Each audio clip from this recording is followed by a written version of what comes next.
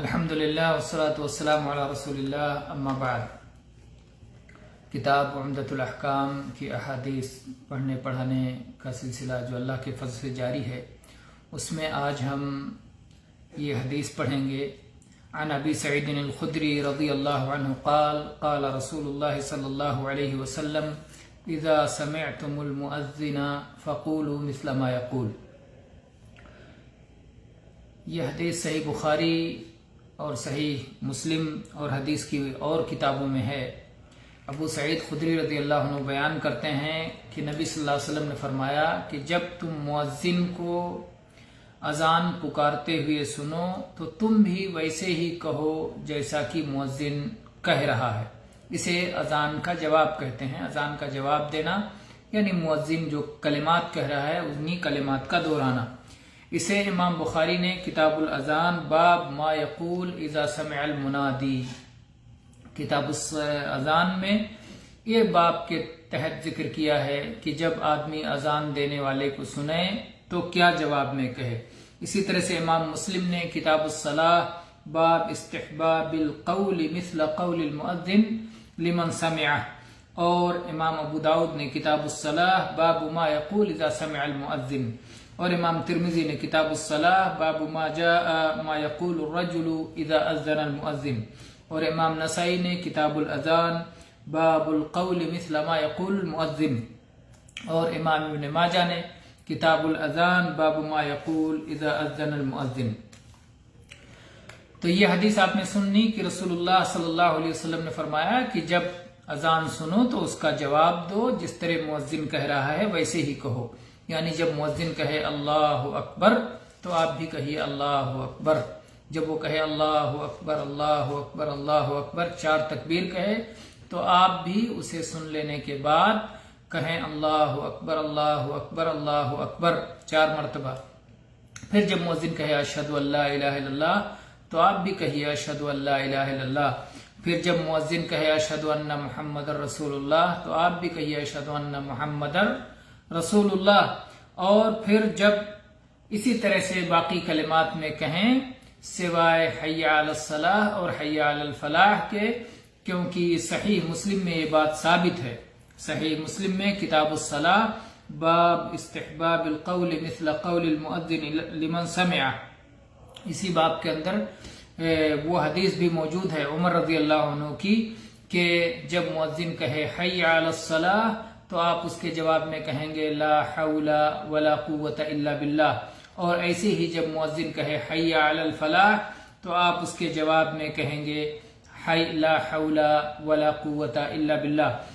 اور معنوی اعتبار سے بھی دیکھا جائے تو اس کے جواب میں لا حول ولا قوت الا باللہ کہنا ہی مناسب معلوم ہوتا ہے، کیونکہ جب مؤذن آپ کو بلا رہا ہے کہ صلاح کے لیے آئیے تو آپ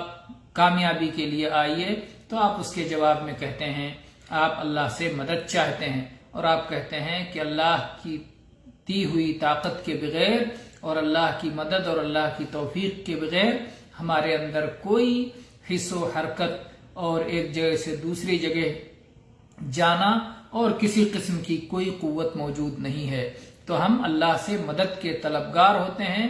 اور اپنی طاقت و قوت سے براءت کا اعلان کرتے ہیں، اللہ کی سے مدد چاہتے ہیں۔ تو یہ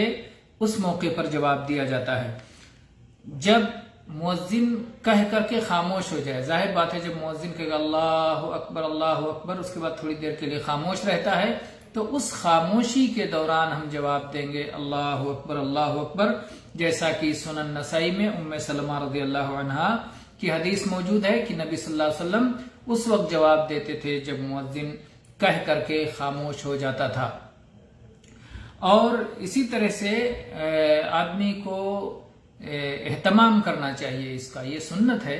جب بھی مؤذن کو اذان دیتے ہوئے سنے تو آدمی اس کا جواب دے، سوائے اس کے کہ آدمی قضاء حاجت کر رہا ہے، بیت الخلاء میں ہے، ایسی حالت میں ہے کہ جواب نہیں دے سکتا تو اس وقت جواب نہ دے، لیکن عام طور پہ اس کا اہتمام کرنا چاہیے، کیونکہ یہ ایک ایسی سنت ہے کہ اگر اس کا وقت فوت ہو جائے گا تو اس سنت کی ادائیگی بھی فوت ہو جائے گی۔ ایسا نہیں کہ اذان ہوتی رہی اور آپ جواب نہیں دے سکے، پھر اس کے بعد آپ کو 1 گھنٹے 2 گھنٹے بعد یاد آیا تو آپ سوچتے ہیں لاؤ اکٹھا اذان کا جواب دے دیں، تو ظاہر ہے کہ اس وقت یہ آپ کا جواب دینا سنت میں نہیں آئے گا اور یہ قبول نہیں ہوگا جواب کے طور پر، کیونکہ آپ نے جواب جس وقت دینا تھا اس وقت جواب نہیں دیا۔ تو یہ حدیث جو ہے ہمیں اذان کے جواب دینے کی تاکید کرتی ہے۔ اذان کے جواب میں ایک تو یہ ہے کہ مؤذن جو کچھ کہتا جائے آپ اس کے جواب میں وہی کہیں، سوائے